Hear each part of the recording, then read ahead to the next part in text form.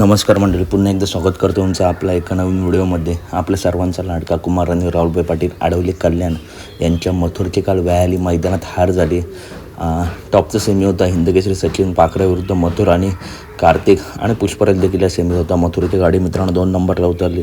हार जीत खेळाचा भाग आहे, परंतु मथुर आहे पुढच्या मैदानात नक्कीच कमबॅक करेल. परंतु भावाभावात मैत्रीपूर्ण लढत झाली आणि लढतीचा निकाल घेतला सचिन आणि पाखरे ही सुद्धा जोडी जबरदस्त पाडली. तर मित्रांनो, आपल्या सर्वांचा लाडका मथुर आता नक्की कोणत्या मैदानात दिसू शकतो? तर मित्रांनो 10 तारखेला 61 फाटा जुनं हिंदकेसरी माळशिरस मैदान मित्रांनो होणार आहे आणि या मैदानात मथुरचा इतिहास आहे. पुन्हा एकदा इतिहासाची पुनरावृत्ती मथुर या मैदानात करताना दिसेल.